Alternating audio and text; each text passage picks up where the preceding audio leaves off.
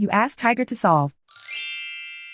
This deals with linear equations with one unknown. The final result is x equals 1 over 9. Let's solve it step by step. Simplify the expression. Group like terms. Simplify the arithmetic. Group all constants on the right side of the equation. Add 1 to both sides. Simplify the arithmetic.